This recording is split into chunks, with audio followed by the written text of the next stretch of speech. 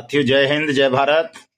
मैं मदन लाल आजाद, संस्थापक संयोजक ठगी पीड़ित जमाकर्ता परिवार और all India bike board taxi union, आज दिनांक 9 फरवरी 2025 को आपके समक्ष प्रस्तुत हूं राजधानी दिल्ली से कुछ बड़ी खबरें, बड़ी सूचनाएं आप सबको उपलब्ध कराने के लिए।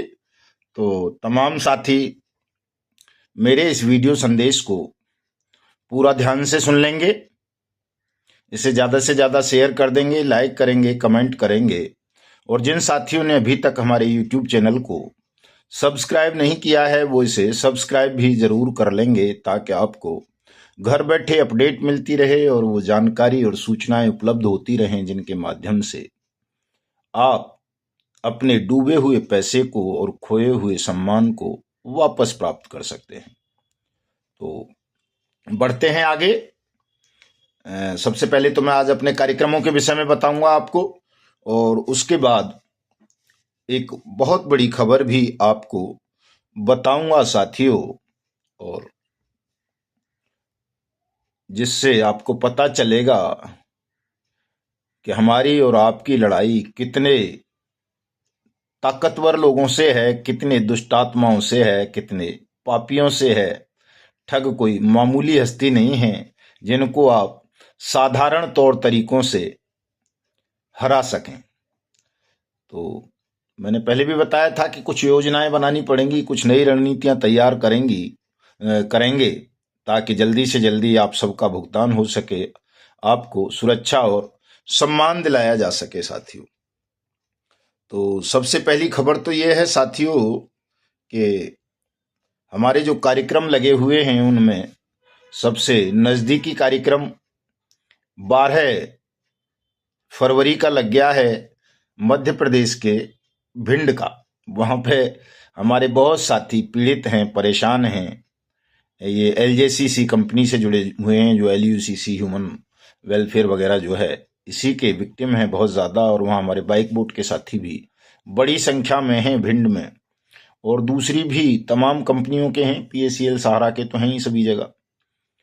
लेकिन साथियों, वहाँ जो सबसे ज़्यादा पीड़ा उत्पीड़न झेलना पड़ रहा है इस समय, वो एलजेसीसी के कार्यकर्ताओं को झेलना पड़ रहा है, चूंकि ये कंपनी हाल ही में बंद हुई है और इसके निवेशकों में और एजेंटों में एक भय का माहौल बना हुआ है। और भय इसलिए है साथियों कि जो बीएनएस 2023 की धारा 111 है, उसमें एजेंट को भी दोषी माना गया है कि यदि कोई व्यक्ति 7 जुलाई 2023 के बाद, हाँ ठीक है, 7 जुलाई 2023 के बाद भी किसी मार्केटिंग कंपनी में, किसी पोंजी स्कीम चलाने वाली कंपनी या क्रेडिट कोऑपरेटिव सोसाइटी में, चाहे वो प्रोडक्ट बेस हो, कोई जमा योजना चला रही हो, कोई रोजगार के नाम पर धंधा कर रहा हो, या बोनस, हेल्थ इंश्योरेंस वगैरह वगैरह के नाम पर, या रियल एस्टेट के नाम पर, तो ऐसी तमाम फ्रॉड कंपनीज की फ्रॉड स्कीम्स में काम करने वाले एजेंट अपराधी घोषित कर दिए गए हैं बीएनएस 2023 के अंतर्गत, और उनके खिलाफ उम्र कैद तक का प्रावधान कर दिया गया है। उनकी जो भी प्रॉपर्टी होगी उसको कुर्क और नीलाम किया जाएगा और ताउम्र जेल में रखा जाएगा उनको। ऐसे खतरनाक प्रोविजन इस एक्ट में बनाए गए हैं और ये 2023 से अप्लाई कर दिया गया है देश में साथियों। तो इसी के तहत ज़्यादातर एलयूसीसी या एलजेसीसी या जो भी कंपनियां अभी बंद हो रही हैं या भाग रही हैं, उनके खिलाफ इन्हीं धाराओं के अंतर्गत मुकदमे दर्ज होते हैं। और उनमें मालिक तो चूंकि कोई विदेशों में भाग गया है, कोई प्रधानमंत्री की गोद में बैठा है, कोई किसी मुख्यमंत्री की में, कोई कहीं, तो वो तो बचे रह जाते हैं, लेकिन एजेंट फंस जाते हैं। और खास तौर से एजेंट भी ऐसे जो निर्दोष होते हैं, जो दोषी होते हैं, वो तो खूब कमा लेते हैं, बच जाते हैं। तो पैसे का खेल है देश में। पैसा जिसके पास है वो कोई भी अपराध कर ले, कोई भी गुनाह कर ले, काफी लंबे समय तक बचा रहता है। लेकिन जब से हमारा संगठन सक्रिय हुआ है ठगों के खिलाफ देश में, तो क्योंकि संगठन में बड़ी ताकत होती है, तो उस ताकत से हमने ऐसे ताकतवर ठगों को भी जेल के सींखों के पीछे पहुंचवाया है, जो स्वयं को खुदा मान बैठे थे कि उनके खिलाफ कुछ होगा नहीं। एलजेसीसी एलयूसीसी सागा ग्रुप का जो मालिक है समीर अग्रवाल, वो भी विदेश भाग चुका है, दुबई भाग गया है। प्रधानमंत्री का खास आदमी है, उसे ऐसा लगता है कि उसका कोई कुछ बिगाड़ नहीं पाएगा, वो दुबई में ही रह लेगा, सुरक्षित रह लेगा। लेकिन साथियों, हम ऐसा होने नहीं देंगे, चाहे वो समीर अग्रवाल हो या कोई दूसरा वो साइंस सिटी वाला कौन सा खान है वो हो। जो भी ठग विदेश भाग गए हैं, चाहे वो बाइक बोट वाली ठगनी हो संजय भाटी की जो घरवाली थी, यानी मेरा कहने का आशय है कि कोई भी ठग ठगनी, चाहे वो कहीं भी भाग गया है, विदेश में रह गया है या देश में कहीं छुपा बैठा है या किसी मंत्री की गोद में बैठा है, हम उसको बचने नहीं देंगे। ये हमारा संकल्प है। उसकी अंतिम सांसें हम जेल के सींखचों के पीछे गुजरवाएंगे। तो 12 फरवरी को हम भिंड पहुंच रहे हैं साथियों, और वहां भिंड पहुंचकर सबसे पहले तो एलजेसीसी के संचालकों के खिलाफ मुकदमे दर्ज कराएंगे बीएनएस की धाराओं के अंतर्गत, और फिर डीएम साहब को ज्ञापन देकर जिन निवेशकों का पैसा इस कंपनी में फंसा है उनके भुगतान की वापसी की मांग करते हुए भिंड कलेक्ट्रेट में एक विंडो ओपन कराएंगे, जहां सभी अपने भुगतान के दावे फाइल कर सकें और अपना पैसा वापस प्राप्त कर सकें। हमारे कार्यक्रमों का यही एक लक्ष्य होता है साथियों, और कोई लक्ष्य नहीं होता है।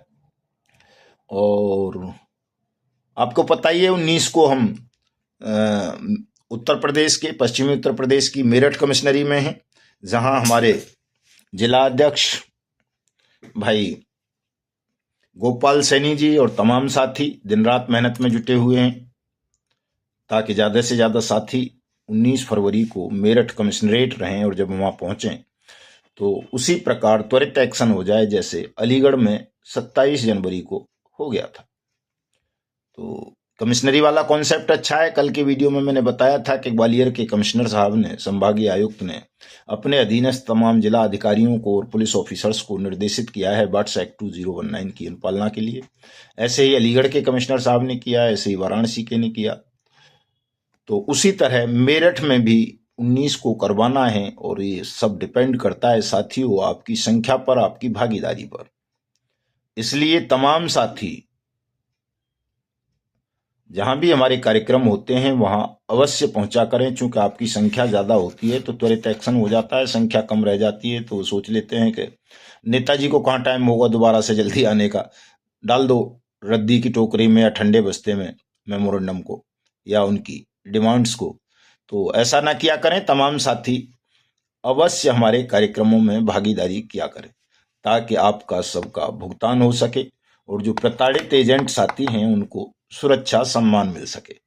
20 को उत्तराखंड की विधानसभा का घेराव है देहरादून में।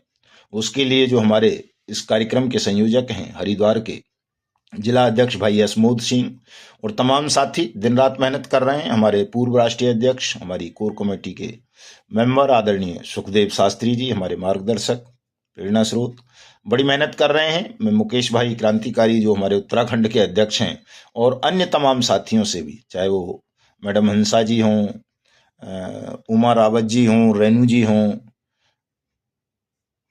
मोहन सिंह जी हों, रामेश्वर जी हों, हमारे जिला अध्यक्ष देहरादून, मोहनी जी हों, और तमाम साथी हैं, वहाँ पे सैकड़ों साथी हैं, वो सभी इस समय थोड़ा ताकत लगाएं, परिश्रम करें, ताकि 20 फरवरी को जब हम देहरादून विधानसभा का घेराव करें तो वहां हजारों की भीड़ हो और सरकार को झुकना पड़ जाए और अविलंब वहां भुगतान के आदेश हो जाएं। तो तमाम साथी आएंगे, मैं ऐसी उम्मीद करता हूं। 21 तारीख को साथियों जब हम देहरादून से वापस आएंगे तो 21 फरवरी को हमारा कार्यक्रम पश्चिमी उत्तर प्रदेश के ही जनपद बिजनौर में होगा, जिला बिजनौर में। और वहां हमारे जिला अध्यक्ष आदरणीय मास्टर वीर सिंह जी, हमारे राष्ट्रीय महामंत्री डॉक्टर सरफराज उस्मानी साहब और तमाम साथी पूरी ताकत से इस कार्यक्रम को करेंगे और बिजनौर को उत्तर प्रदेश का एक आदर्श जिला भुगतान के विषय में बनाने का उनका लक्ष्य है। वैसे बिजनौर में बड़ा लंबा संघर्ष किया है, बहुत सारी कार्रवाइयां हुई हैं, कई आदर्श स्थापित किए हैं वीर सिंह भाई के नेतृत्व में वहाँ हमारे साथियों ने। चूंकि तमाम साथी वहाँ शिक्षित हैं, अच्छे साथी हैं, सभी समझदार हैं, काफ़ी लंबे समय से संघर्ष कर रहे हैं तो अनुभव भी अच्छा खासा हो गया है। उनको कहते हैं कि अनुभव दुनिया का सबसे बड़ा विश्वविद्यालय है। तो साथियों, जो बिजनौर के और बिजनौर के आसपास के जिलों के साथी हों, वो 21 फरवरी को बिजनौर जिला कलेक्ट्रेट में भी अवश्य पधारें, क्योंकि वहां भी हमारा कार्यक्रम लग चुका है।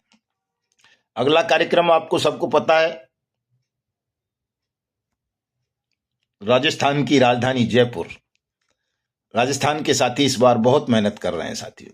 25 फरवरी को जयपुर में राजस्थान विधानसभा का घेराव है, और मैं रोज देखता रहता हूं कि हमारे तमाम जिला अध्यक्ष साहिबान, तहसील अध्यक्ष राजस्थान के सब लोग दिन रात परिश्रम कर रहे हैं 25 फरवरी की तैयारियों के लिए। और मैं समझता हूं इस बार हम विधानसभा को और राजस्थान की सरकार को हिलाकर रख देंगे, और राजस्थान में बर्ड्स एक्ट 2019 की अनुपालना सुनिश्चित करा देंगे, और वहां जल्दी से जल्दी भुगतान आरंभ हो जाएगा साथियों।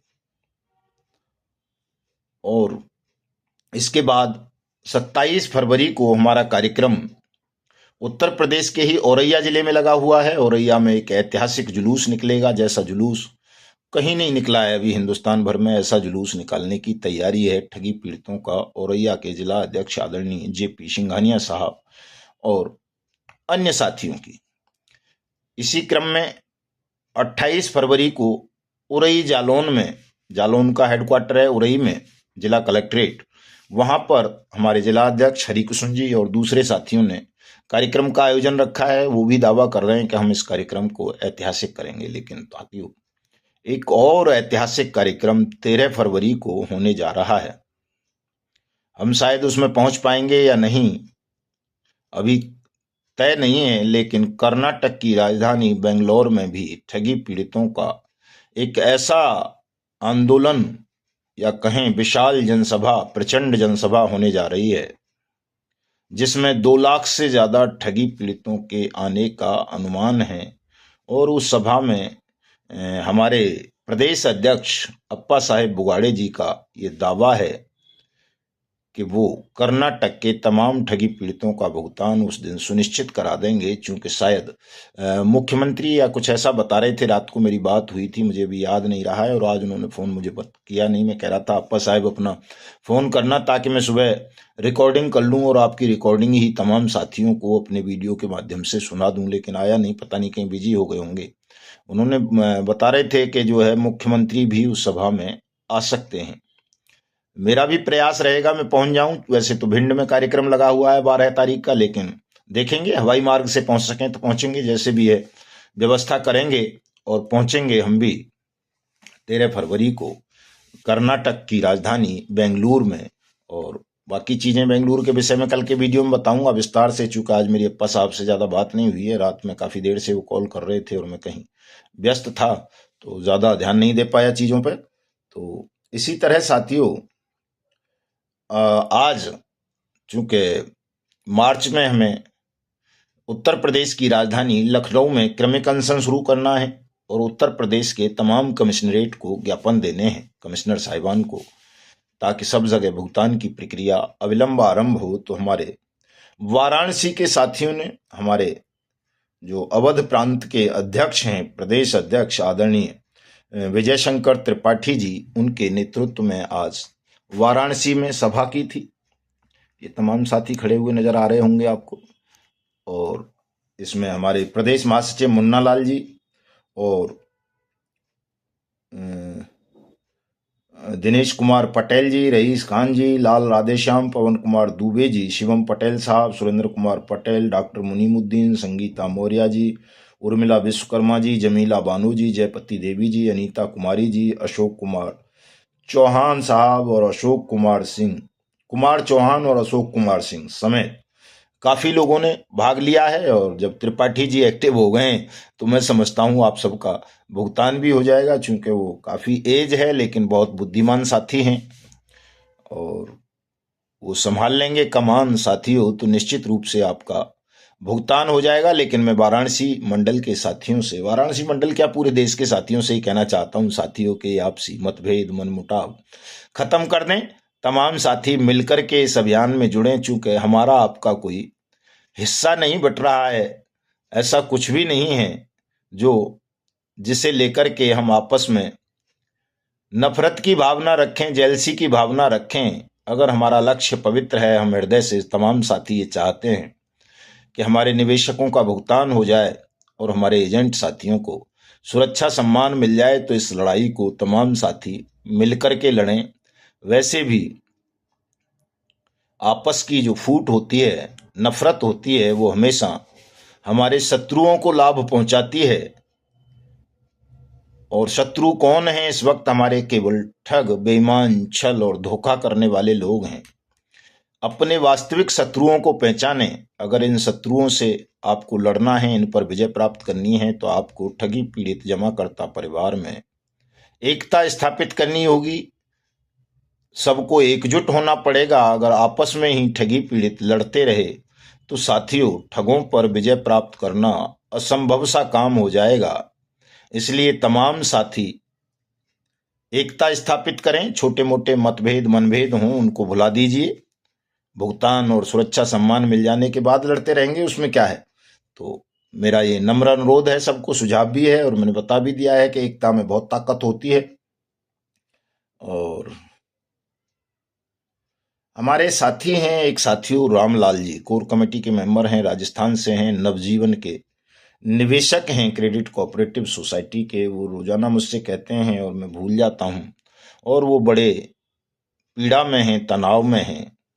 उनका खून पसीने का पैसा कई लाख साथियों, मतलब पूरे जीवन भर की कमाई इस नवजीवन सोसाइटी में डूब गई है। और नवजीवन, संजीवनी, आदर्श, ये 3 सोसाइटी ऐसी हैं साथियों जिनमें ज्यादातर रिटायर्ड ऑफिसर या कर्मचारियों का पैसा लगा है,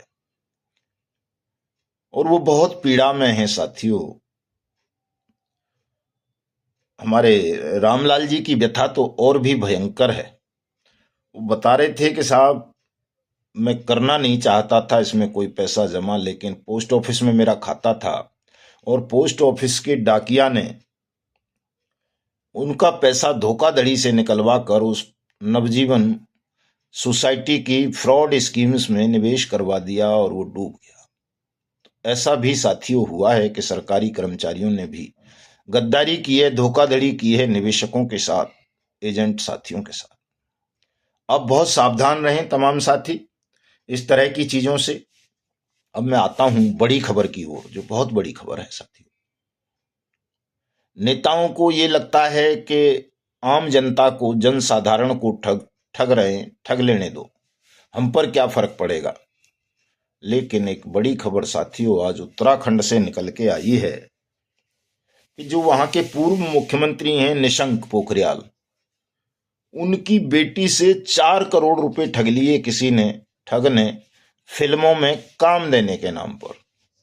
आप सोच सकते हैं कि जब एक मुख्यमंत्री की बेटी को ठगा जा सकता है और मुख्यमंत्री भी रोने लगे इतनी बड़ी रकम ठगे जाने पर, मुकदमा दर्ज करवाने लगे, तो वो कहते हैं ना, क्रांति जब आनी होती है तो अन्याय का शिकार, क्रांति के आने के संकेत होते हैं साथियों। ये क्रांति ऐसे ही नहीं आती कि 10-20 लोगों पर अन्याय हो गया। क्रांति जब कहीं भी आती है तो जो अन्याय होता है, जुल्म होता है, शोषण होता है, वो इतना बढ़ जाता है, झूठ, कि उससे समाज का, राष्ट्र का, प्रकृति तक का तबका दुष्प्रभावित होने लगता है। कोई शेष नहीं बचता है, चाहे वो कोई साधु सन्यासी हो, चाहे राजनेता हो, शासक हो, प्रशासक हो, न्यायाधीश हो।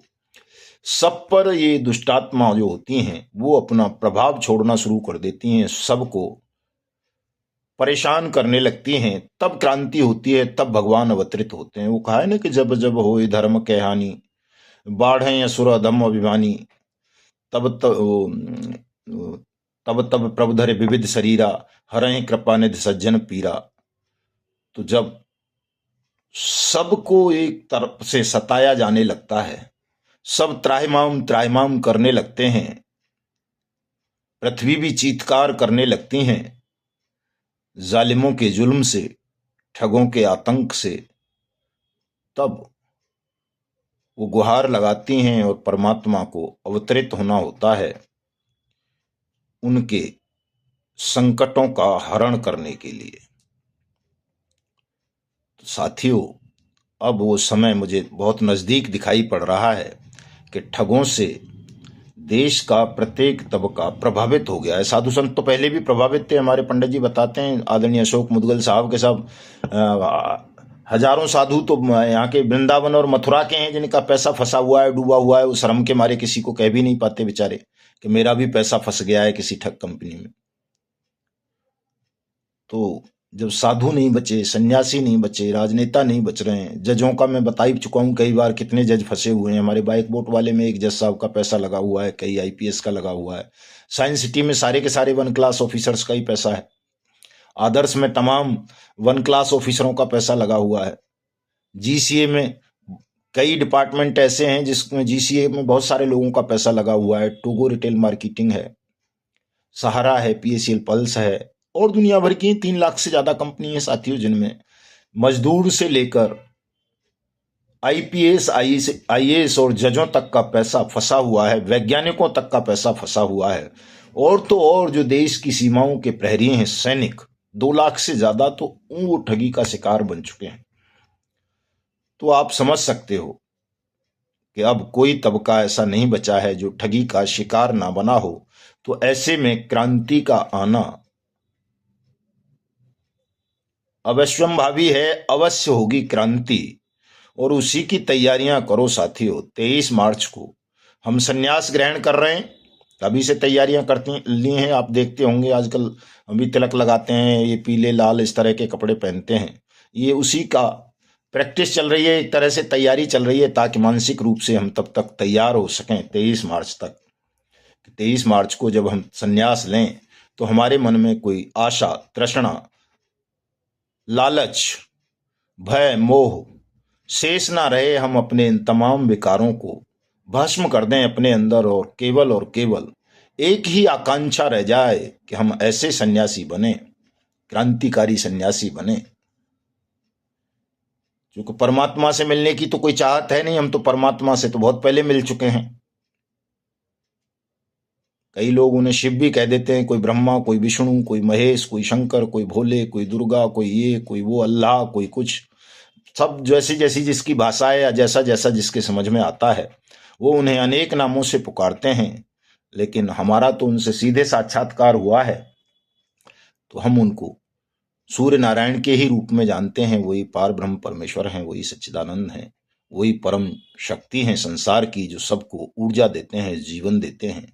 वो प्रत्येक तंत्र, मंत्र, ग्रंथ, अनुभव, गुरु, सदगुरु, इन सब से परे की चीज हैं साथियों। उनको केवल आप अपने सदकर्मों से जान सकते हो कि अगर आप सत्य के प्रति समर्पित हो, आपके कर्म बुरे नहीं हैं, कभी आपने स्वप्न में भी किसी निर्बल, निर्दोष, कमजोर को पीड़ा नहीं दी है, हमेशा उनके कल्याण और रक्षण के लिए लड़े हैं, तो नारायण आपको दर्शन भी देंगे, आपसे बात भी करेंगे, आपका मार्गदर्शन भी करेंगे, और आपको इतनी शक्ति भी देंगे कि आप संसार के तमाम भयभीत, डरे हुए, शोषित, पीड़ित, वंचित, भ्रमित लोगों को एक नया मार्ग दे सकें, उन्हें भयमुक्त जीवन प्रदान कर सकें, उनके जीवन में सुख, समृद्धि, शांति का प्रवास करा सकें। तो ईश्वर से मिलने की इच्छा नहीं है संन्यास लेने के बाद। ईश्वर से हम मिल चुके हैं, उन्होंने हमें गाइडेंस उनकी समय समय पर मिलती रहती हैं।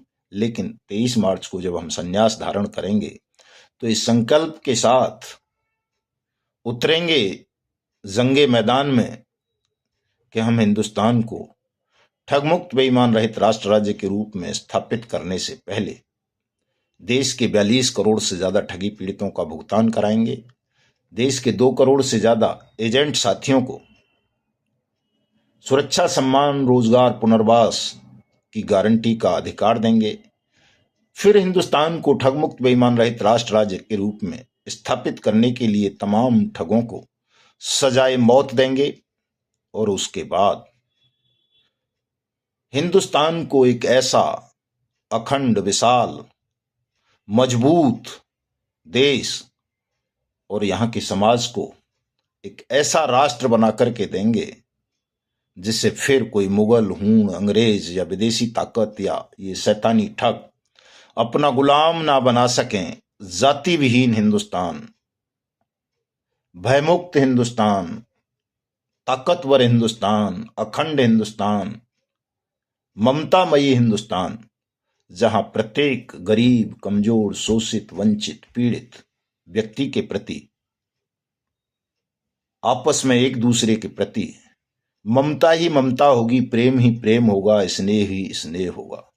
ये बड़े कठिन काम है साथियों, लेकिन ये करने पड़ेंगे अगर हिंदुस्तान का अस्तित्व बचाना है, अगर हिंदुस्तान को विश्वगुरु बनाना है, अगर हिंदुस्तान को दुनिया की सबसे बड़ी महाशक्ति बनाना है, तो हमको, आपको, सबको मिलकर ये करना होगा।